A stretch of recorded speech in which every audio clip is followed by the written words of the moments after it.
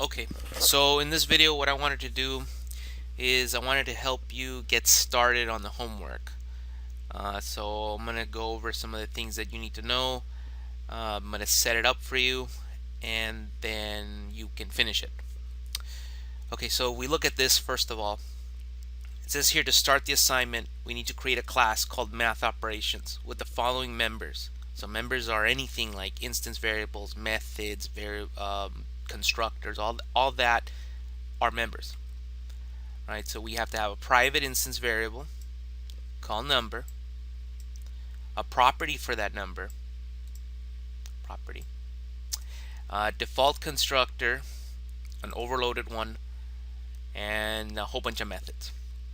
So before we look at anything else and read what each one of them does, let's at least set up our class, and then from there we can start working on each one of these methods so that we can start getting it to work.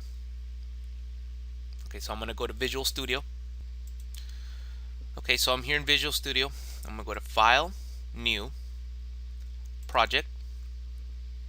I'm going to go to Visual, C#, Windows, and I'm going to do an empty project. And I'm going to call it Math Operations. And then I'm going to hit OK. Oh, I've done this before. No. Well, I'm going to call mine Math Operations 2 then. You can call yours whatever you want. Okay, so that's fine. Hit OK. Okay, so then here I'm going to start with my code file. Add new item. Click on code. Find code file, empty code file right here. And then since this is going to be the class, we'll call it math operations. Hit add. Okay, and now we have a blank code document. Okay, so then we start with using system.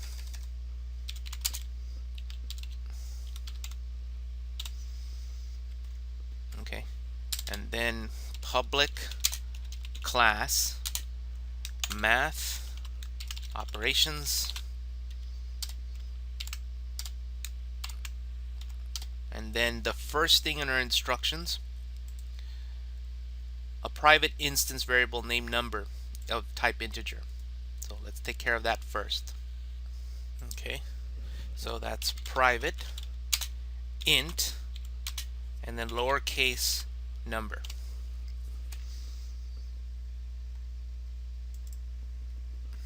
Okay, so now let's look at our directions again and see what we need now. Next thing we need a property for number variable named number. Okay, so let's take care of that. A property for number variable named number. Okay, so then that's going to be, since a property, it's public int, and then it's capital number, and then a curly opening left brace and a closing brace. Okay, then inside our property we have get and set. So get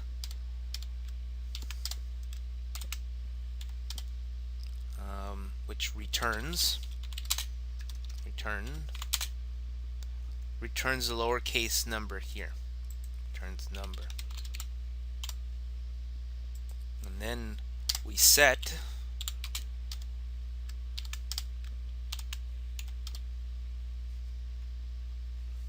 number with value.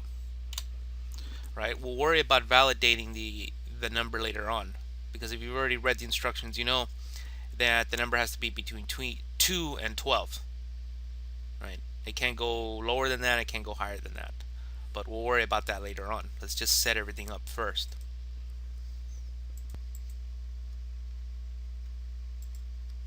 Okay, so the next thing we need, it'll probably go here. Let's take a look at our instructions again. We need a default constructor. right there. So now I highlighted that, got rid of it. Now let's take care of it here.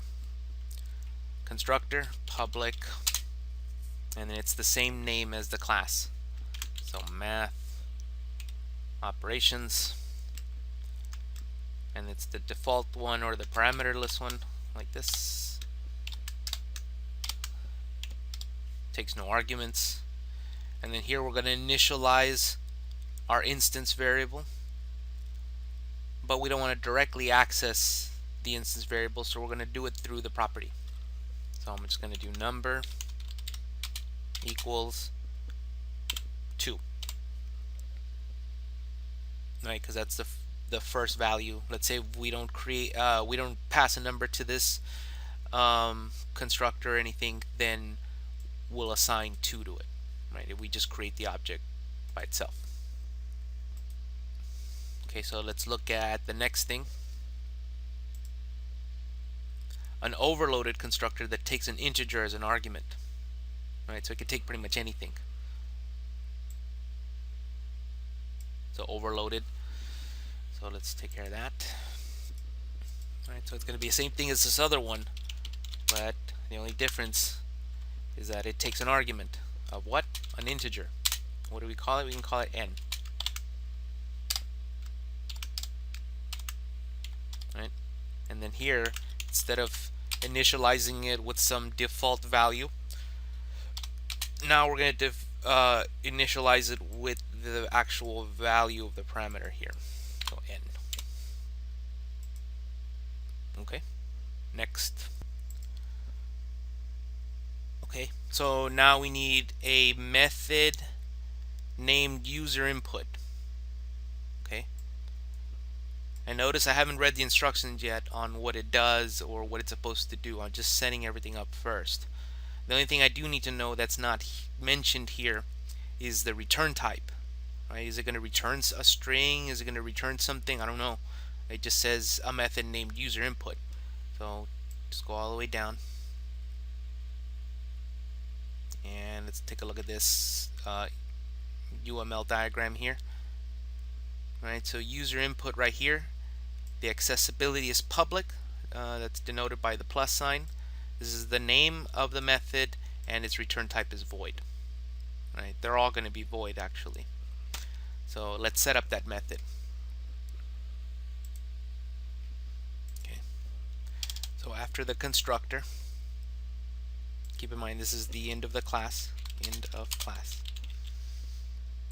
So we don't want to go beyond this here. So it's going to be public. Return type is void, and it's called user input.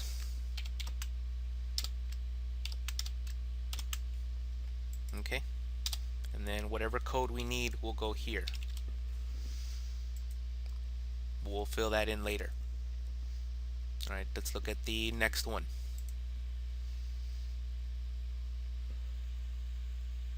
Go to the top again. Okay, so we took care of that. Now we need a method named generate multiplication table. Alright, so we got that.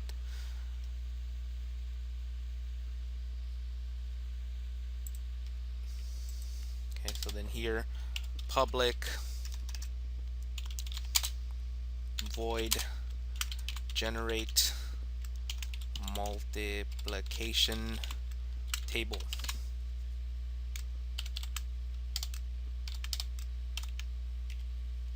Okay. Next, calculate factorial. Determine prime and display menu. Alright, but just do it one at a time. That's how we're going to finish this, just by doing one single thing. Right? If you start thinking about it all together, that's when it can become very overwhelming. Public void, and I already forgot what I was doing. Create factorial. Create factorial.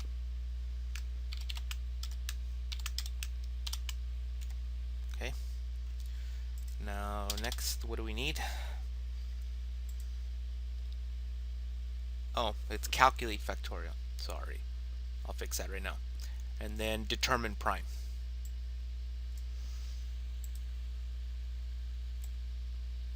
Okay, so here we fix that. Calculate factorial. And then here, public void determine prime.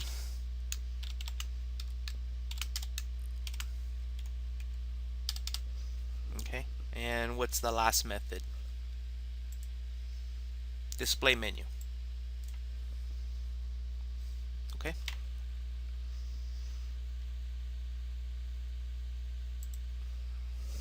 Public void display menu.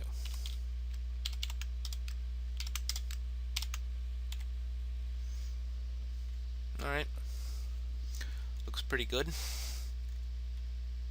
Now we just need to fill in the rest of this, and you will actually, but I'll help you a little bit.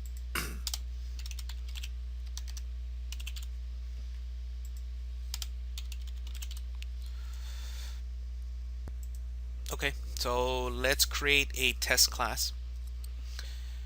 So we're going to go here, add new item, code file, and we're going to call this math operations test,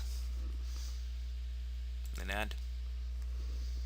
Then we're going to using system, then public class math operations test,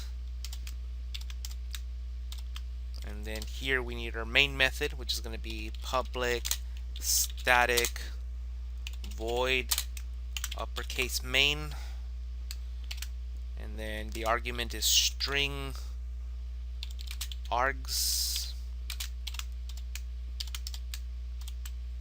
Okay, so we're going to do that here.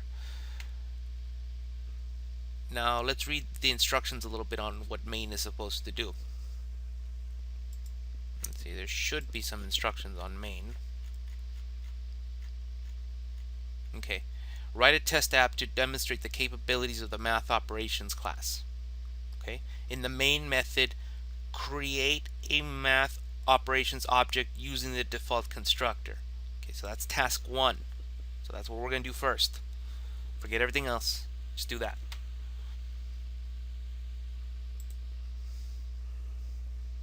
Okay, so the data type is math operations. We can call it OBJ. And it said there to use the default or the parameterless constructor. So that's going to be new math operations semicolon. Right? That's it. So now we have an object of type math operations. Right? We took care of that step. Now let's look at the instructions again. Next, call the user input method, and last, call the display menu method. Right? So you just have to call 2 methods from here. Right? These methods, you can't call them unless you have an object. So what you need to do is go here, do obj, and hit dot, and here are all the methods available to us. So first we need to call user input. That's to get input from the user. And then you do obj dot display menu.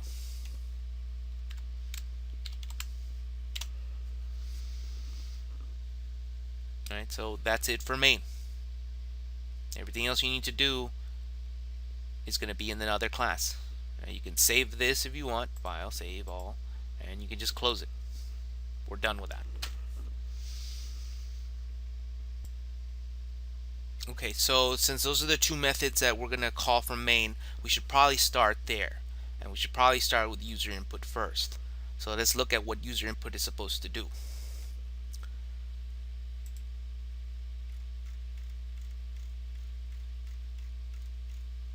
user input. This method will prompt the user for a number between 2 and 12. Alright, so forget about everything else. Let's just do that. Between 2 and 12. Prompt the user. Right? So what's a prompt? It's just a cout statement. It's just a console.writeLine and then ask for something. And that's for user input. So let's start with that. Console.write, enter a number from 2 to 12. And we can even put a little semicolon here, or a colon, sorry. Okay, so we're done with that. Right? All it said was to prompt the user for a number from 2 to 12. Let's go back to the instructions. This method will read the user's input, convert it to a 32-bit integer, and assign it to the property named number. Okay, so all of this in one line. You can think of it that way, right? And these expressions are evaluated from right to left. So it's going to ask for input. So let's ask for input first. Okay, so to ask for input, that's going to be console.readLine. Okay, so we're reading some input from the user. Okay, so we got that. Read the input from the user. Let's convert that input into a 32-bit integer.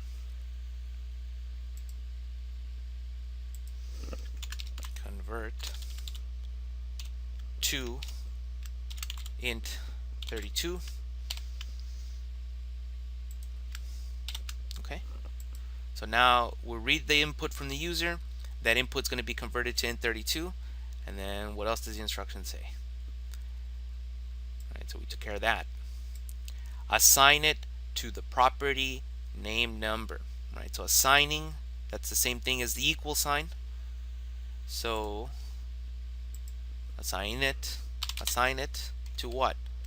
The number property right here. See, that's how it looks. The same thing. That sentence is the same thing as this.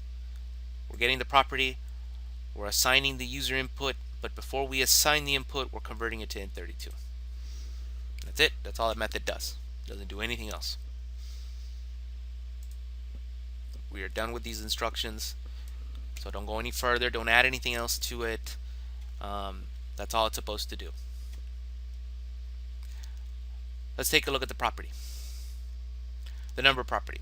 This property must have a get and set accessor. Okay, we did that. The number get accessor will return the value stored in the private instance variable named number. We did that. And the set accessor will assign the value to number only if the value is greater than or equal to 2 and the value is less than or equal to 12. Otherwise, display an error message and call the user input method. In other words, the value must be between 2 and 12. Okay, so I can see how that might be a little complicated. So we'll assign it only if the value is greater than or equal to 2. Alright, so let me put this in a way so you can see it as it's being typed. Okay, so let's go to our property right here. And only if the value is greater than or equal to 2 are we going to assign it. Here we're just assigning it. It doesn't matter what this value is. Right? So we need to check the value. We check it here. If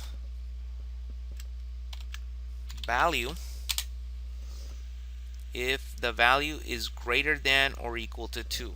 Greater than or equal to 2. Right, so we did that. And the value is less than or equal to 12. So, and value is less than or equal to 12. If that's the case, then we can assign it.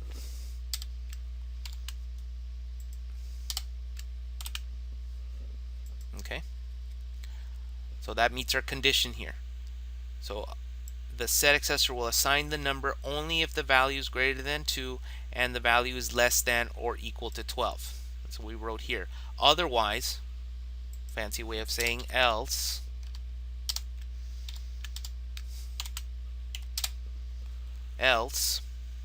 display an error message.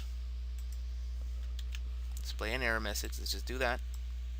So that just means console dot write line error. Right, you can put something more specific, just an example. Right, so display an error message. Done. And call the user input method. So just do what it says. Don't do any more. Don't do any less. Call the user input method. Did I have to create an object of math operations in order to use this method? No. Right, because this method belongs to this class. I don't need to create an object of it. Right, you want to be specific, you can do this. Which user input? The one that belongs to this class. You could do that if you want, but it's not necessary. Okay. Here I'm reading the instructions. The default constructor. Define a constructor that takes no arguments. Alright, so we did that. And initializes the instance variable by assigning a value of 2 to the number property.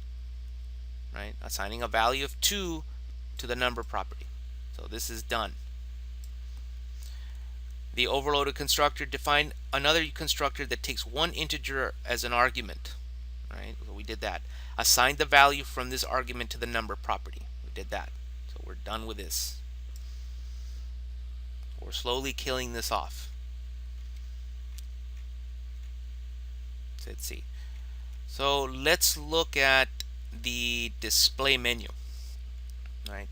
That's the next thing that's being called in our main.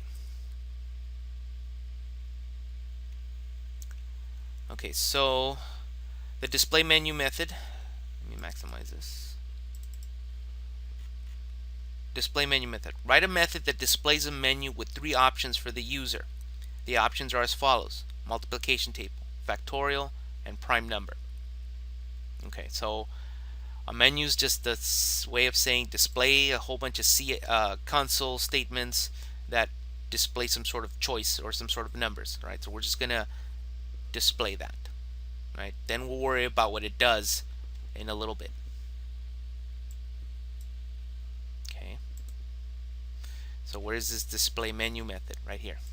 So let's start with that. So we're going to display some menu options. Console.write line, and we'll do something like 1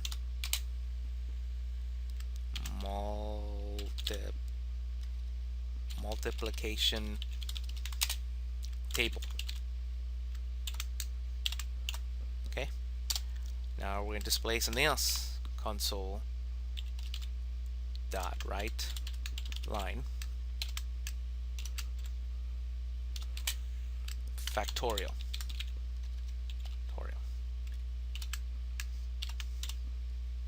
Okay, then here the other thing we want to display is 3 prime number.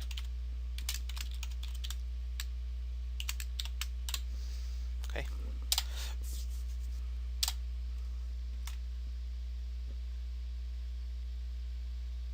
alright, so we've taken care of this.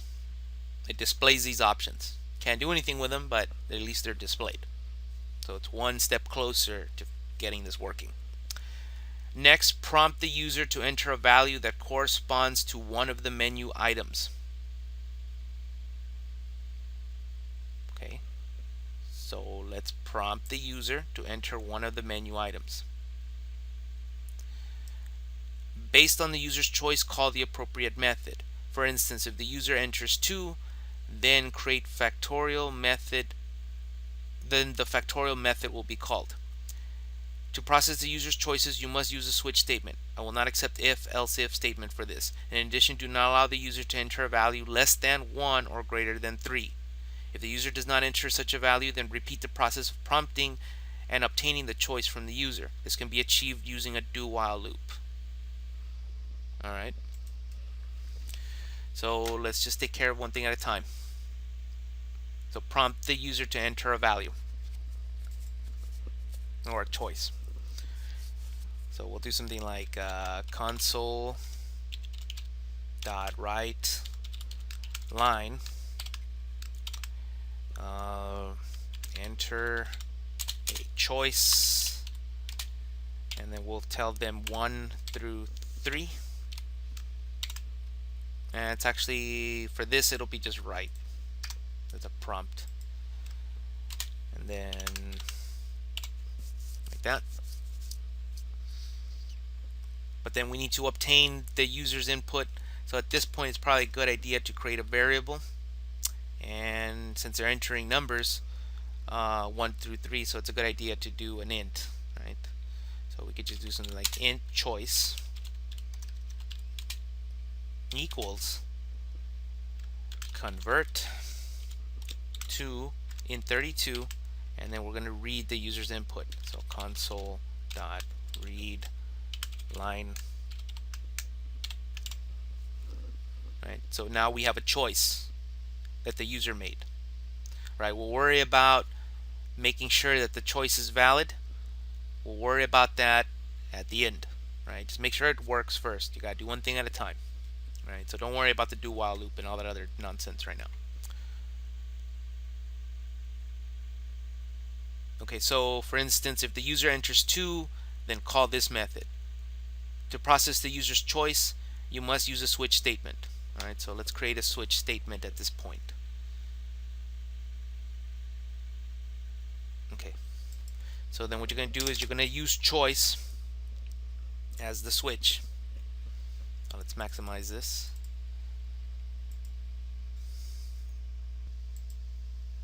Okay, so for a switch case, let me maximize this. We'll do switch, and then we need the choice here, choice, right? Because depending on whatever value this is, if it's 1, 2, or 3, then that'll determine which case we select, right? So choice 3, and it's an empty switch, that's fine. Okay, so case, what's the first case? We have 3 cases. We have 1, 2, and 3. So we have case 1. Case 1, we're going to do something. We're going to put a break. Case 2, I'm going to put another break. Case 3, we put another break. Right? So we have the structure of this thing set up. Right? It's not doing anything. What's it supposed to do? Well, based on the user's choice right here, call the appropriate method. For instance, if the user enters 2, then the calculate factorial method will be called. Okay, so each one of these choices corresponds to a method. That's what that's trying to say. So method number 1 is multiplication table. So what's the name of our method for a multiplication table? I believe it's called generate multiplication table. Yes. So then you just put that there. So it calls it, and then there's a break, and then that's it. Alright, so case 2, we call calculate factorial. Alright. And then case 3, we call determine prime. Right now, none of these methods are doing anything, but we're slowly getting there. Right, so determines prime. At this point, we're ready to test some of this out. What we can do for now, just to make sure everything is working correctly, we can go to each of these methods here, and we can just put something real general, like a console statement, like write line, and we can do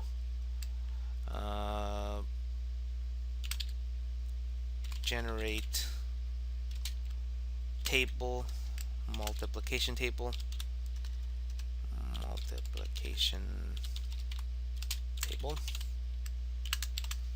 Alright, so that method, all it does is calls this write line statement.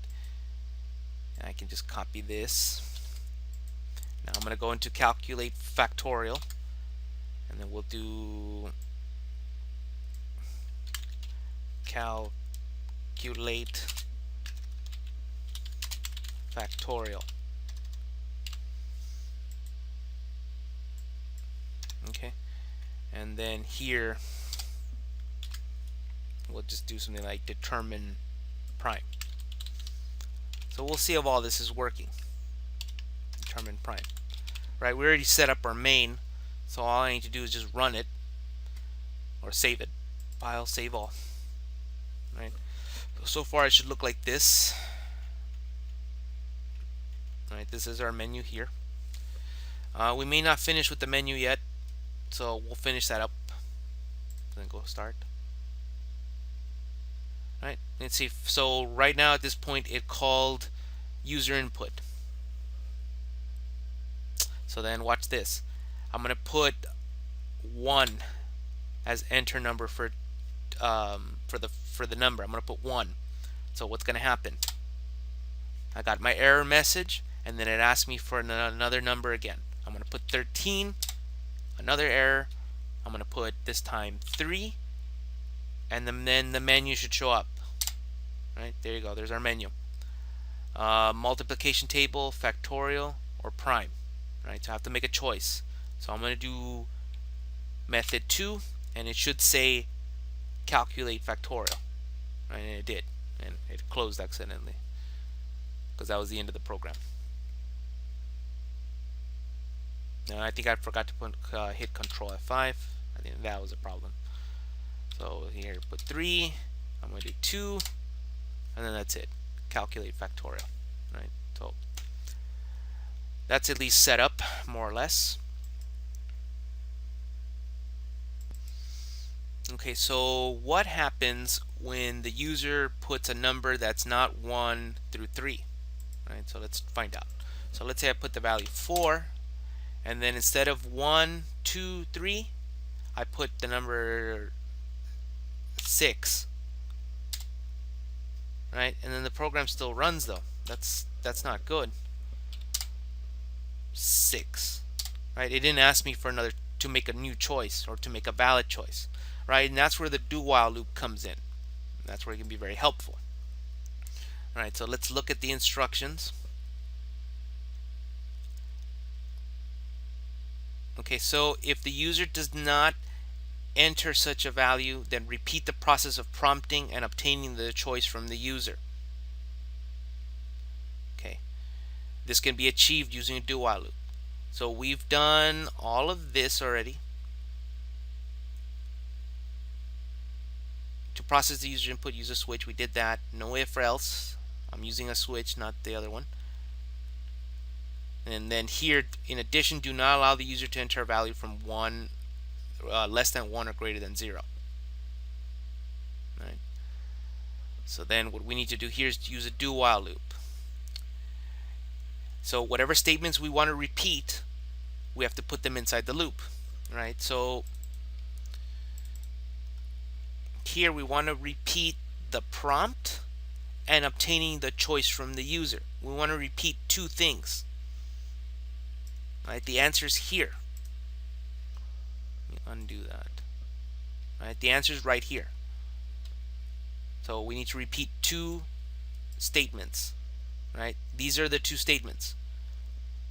Prompting. This is the prompt.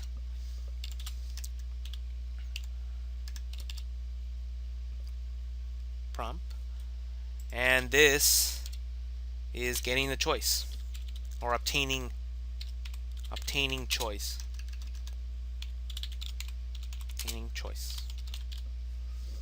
All right. And when do we want to repeat these two statements? We want to repeat them whenever the choice is outside this range. All right. So then what I'm going to do is I'm going to do, and then here, while. I'm going to tab this over a bit. That way it's a little bit more readable. Do while something. While the choice is outside this range. All right, so that means if choice is less than 1,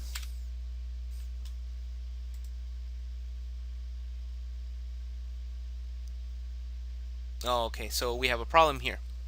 Right, we're trying to use a variable before it's been created. All right, so to solve that, very simple.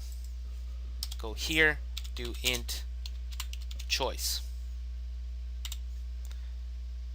and then delete this right there. All right, so now we've created the variable. Now we can use it. Now we can test it. All right. So while the choice is less than 1 or greater than 3, or choice is greater than 3. Right? So whenever choice meets this particular condition, when let's say they put the number 4, 4 is not less than 1, but 4 is greater than 3. So that means that's an invalid choice. So then these two statements must repeat again. Right? If they put the number 2, is 2 less than 1? No. But 2, I'm sorry. Yeah, so, okay. So 2 is not less than 1, right? So this statement is not true. And 2 is not greater than 3, right? So that means that this choice is valid, right? So it's not going to ask the user again for a number. If I do the choice 3, and then you go here and you think about it, it's like, okay, is 3 less than 1? No, right? 3 is greater than 1. Is 3 greater than 3? No. 3 is equal to 3. Right? So 3 is not a valid, 3 does not fall within this range here. So if it doesn't fall within this range, then this while loop, the condition in this while loop is false, and if it's false, then we can move on to something else. So let's test it out.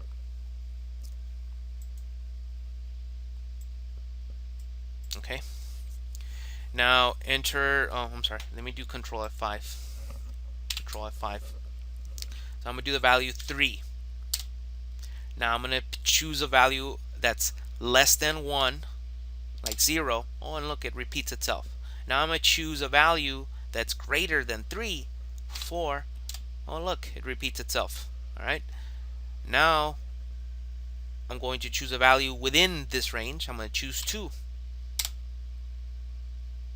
And then now we calculate factorial. Right?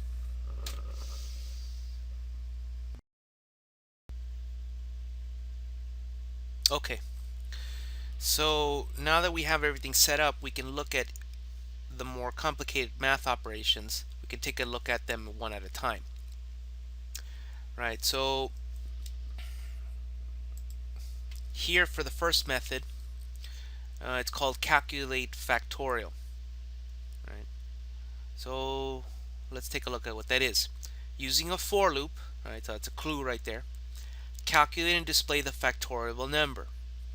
A factorial is defined as the product of an integer and all the integers below it. For instance, 5 factorial equals 5 times 4 times 3 times 2 times 1. All right, so then you can see how that's written here. There's a pattern. All right, so we have this 5, we can consider that as n. So then n factorial is going to equal n times n minus 1 times n minus 2 times n minus 3. So you see what's happening here. So we have 5, and then 5 minus 1 is what? It's 4. And then here we have 5 minus 2, that's 3. And then 5 minus 3, that's 2. So you can kind of see the pattern, right? So all we're doing is we're multiplying this number, and we're multiplying it by 1 below it. So then all of this, if this was 5 factorial, equals 120. Right? And you can think of that as 5 times 4, that's 20. And then 20 times 3 is 60. And then 60 times 2 is 120. And then n minus 4, that's 1. Right? So then 120 times 1 is 1. I'm sorry, is 120. Right? So that's all we're doing here. So to do that, you need a for loop. Your for loop needs to go how many times? Right? So we start off with this number. So then that's 1, 2, 3, 4, 5. Right? So we're starting, let's say I have another number. Let's say I want the factorial of n of 4. Right? So then that's going to be 4 times 3 times 2 times 1. Right? So it's going down. Okay, so what does this equal? Well, we need some way of keeping track of it, right?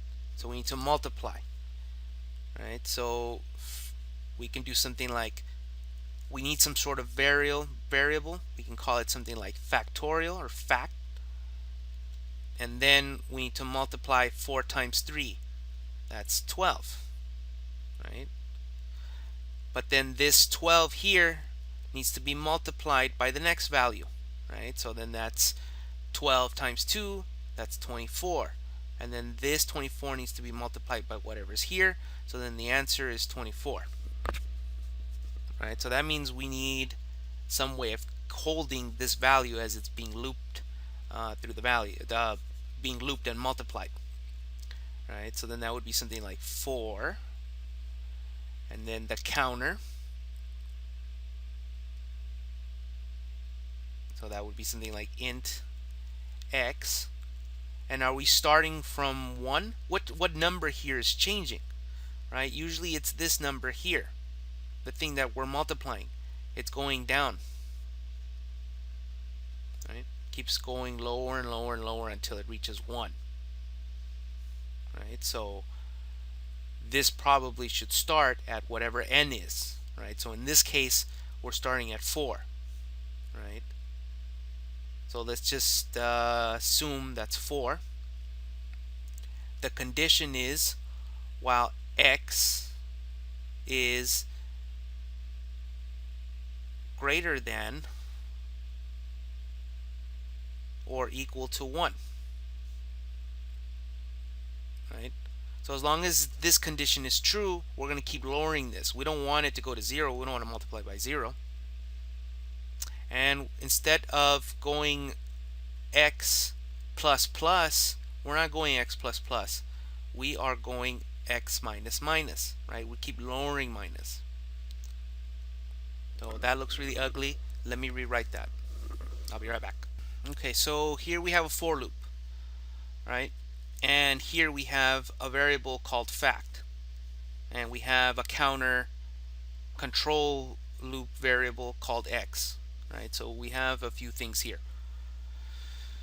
Okay, so factorial, all we're going to do is we're going to multiply whatever factorial is. Right now we just set it to 1 because anything times 1 is the same thing, so we can initialize it to 1. And then I'm going to do fact, and then I'm going to multiply it by whatever x is, right? X is the thing that's changing in this for loop. It's the control variable. So this is x right here. All right, so the way this is going to work is it's going to loop, So we have x at 4, while x is greater than or equal to 1, and we're going to decrement x. So right now, this is 1. It's 1. This is 1. And then times, right now it's at 4. Right? So 4 times 1 equals what? It doesn't equal 1. It equals 4. Right? Then the loop's going to repeat again. Right? So this already happened. Fact is 1 at this point. So fact right now equals 4. Now let's do this again. Right? We're going to repeat the same process. So then now we can get rid of this and this. Now this was 4. Now it becomes 3. Right? Because we're going down by 1. You can think of this as x equals x minus 1. Right? It's the same thing. It's what I did earlier. So we're subtracting by 1. So right now this is 3. Fact is what? It was 4. So 4 times 3 now equals 12. Right? So now this is 12. Okay, so then we get rid of that. Now let's repeat again, because the condition of 3 greater than or equal to 1, that's a true statement, so we can still continue with this. So we had 3, now we're going to do 2. Is 2 greater than or equal to 1? Yes. Okay, so then now we're going to do fact is 12 times x is what? X is 2 now. Right? It's going down. So 12 times 2 equals 24. Right? So now we have fact 24. Okay. So then this is 2. Now this is finally at 1. So we get rid of this. Is 1 greater than or equal to 1? Yes. So then we can do this operation one more time. 1 times fact is now 24. Right? So 24 times 1 equals 24 also. So then now fact is 24. Right? Now that 1 is going to become 0 because we're going down minus 1. Right? So is 0 greater than or equal to 1? No. So then now this is false, and this entire loop, whatever was happening here, is gone. Right? And the thing is, I wrote this a whole bunch of times, but you're not going to write it a whole bunch of times. You're not going to write any of this. You're only going to write this once, because that's what the variables are for. This is the multiplication symbol. This is our control variable x. Right? And then this 4, we're not going to actually use a 4, right? Because we have a number that we're actually trying to calculate the factorial for. It could be 5, it could be 6, it could be any number from 2 to 12, right? Because that's what we asked for. So rather than using rather than using 4 for the x, we're not going to use that. We're going to use our variable, right? Or our number, our private instance variable, what we were assigned, what we were given.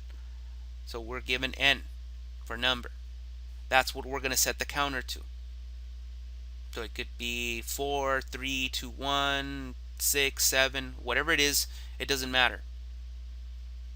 All right? But that's what's going to control how many times this is multiplied. Okay, so let's look at the next problem here. Using a for loop, another for loop, determine if number is prime or not. A prime number is defined as an integer. Okay, so we have an integer. We have an integer that is from 2 to 12. We don't know which one, but we have one. It's greater than 1, so definitely one of these. That can be divided evenly only by 1 and itself. Okay. For example, 7 is prime because 7 can only be divided evenly by 1 and 7. We'll talk about what evenly means in a little bit.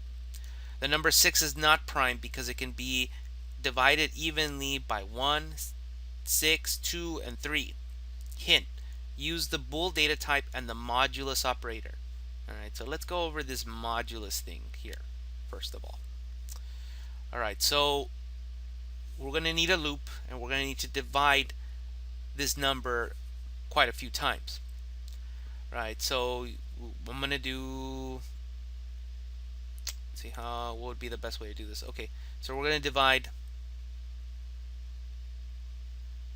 So we'll prove that prime is that 7 is prime. So we have a 7 in the little house, right? And then we're going to have a loop that's going to be dividing this number over and over. So the first time I'm going to divide this number. So let's say I divide it by 1. Right? So how many 1s go into 7? That's how you can see this, right? 7 1s go there, right? So 7 times 1 is 7. And then 7, that's 0. So remainder here is 0. So that means that 1 divides into 7 evenly. Okay. Now, with the loop, with the control variable, I'm going to change this 1. I'm going to change it to 2. And now I have this. So how many 2's go into 7? 3 of them. 3 times 2 is 6. So 7 minus 6, that's 1. So 1 is my remainder. Right? So that does not, so this 2 does not evenly go into 7, right? It leaves me with this here. Okay? Let's continue with the loop. The loop is going to be changing this thing here. So then now it's going to increment by 1. So now I have this. So 3 goes into 7 how many times? It goes in there 2 times. So 2, that's 6. That's 1. It leaves me with the same thing. Same remainder. Okay? Let's continue. 4 and 7. How many times does 4 go into 7? It only goes in 1 time. 1 times 4. And then minus 3. So that leaves me a remainder of 3. So this is not evenly divisible. This is not either, and neither is this. Let's continue. That's 5, 7. How many times does 5 go into 7? It goes into it 1 time. 1 times 5. So that's 2. So my remainder is 2 now. It's okay, so that's still not good. So that's not evenly divisible either. And then finally we have 6. Alright, so we increment this part here. How many times does 6 go into 7? It goes in 1 time. 1 times 6 is 6. So 7 minus 6, that's a remainder of 1. Right? So all of these are giving me a remainder. Right? So that means it's not evenly divisible. Finally, we have 7 into 7. How many times does 7 go into 7? It goes in 1 time.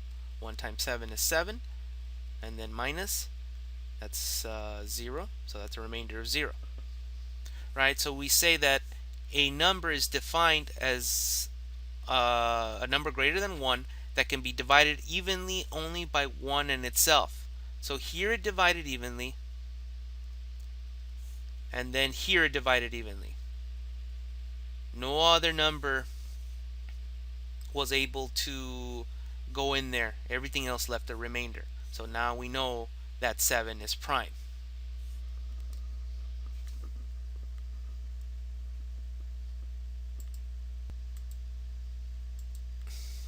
Okay, so now let's try a number that is not prime. Alright, so we have the little house. We're going to do 6. And then we're going to start at 1. How many times does 1 go into 6? It goes into it 6 times. 6 times 1 is 6. And then the remainder is 0. Right? So the first time it goes in evenly. Great. Now let's do this. I'm going to increment this here. That's 6. Okay, so how many times does 2 go into 6? It goes into it 3 times. 3 times 2 is 6. 6 minus 6 is 0. So that's 0. Right, so now this number went into it evenly. So not only did 1 go in, but also 2. And if I try 3, 3 will also go in evenly because it leaves no remainder. So right there, this is no longer prime, right? So at this point, you can stop, right? It's like, okay, 6 definitely is not prime. It's false, right? If you have a bool variable called prime, right, you'd set it to false. And if prime is false, then you can print something like to the screen that says not prime, right?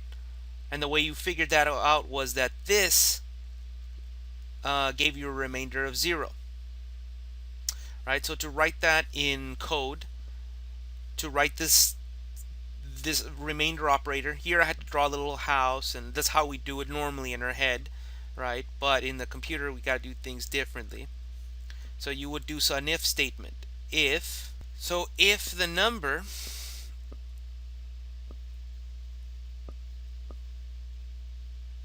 all right, and remember the mod operator. The mod operator is the percent sign. And then we have a control variable. We can call it x. Imagine this is encased in a for loop. If this equals 0, right, any number, so let's say I had 6 here, and then I tried to divide by 1. I tried to divide by 2. So here I had this. So 6 mod 2 equals 0. So when that happened, then prime is false. Right? The thing is, any number, whether it's prime or not, the first 1 and the number itself, 6, these two numbers will always give you a remainder of 0, right? Because 1 always goes evenly into every number, and the number itself goes evenly into the number because it is the number. So your loop has to start between 1 and the number, right? So you have to, like, let's say for instance for the case of 7, you have to divide every single number and check if it yields a remainder of 0, but every number between 1 and 7, but not 1 and 7 itself. So you would have to check the numbers 2, 3, 4, 5, and 6, right? You got to throw out the 1 and you got to throw out the 7. If any of these numbers here in your loop give you a remainder of 0, then you know that that number is not prime. If none of these numbers divide evenly into the number you've been given, then it is prime, right? So when you create your data type, your bool prime,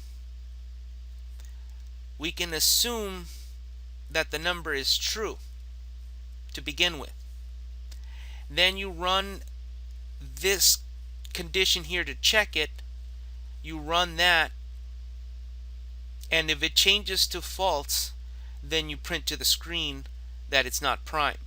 If it never changes, then you can just tell it on the screen that the number is, you just leave it as however it was set to begin with. Right, so the trick is you gotta check the mod of every number between 1 and that number, but not the number or 1 itself. So I hope that makes a little bit more sense to you. So try it out, give it a shot. I promise I'll be lenient with the grading. Okay, I just want you to try to think about some of these things, these problems, right? Try to get you to practice a little bit. Okay, well, thank you for watching this very long video.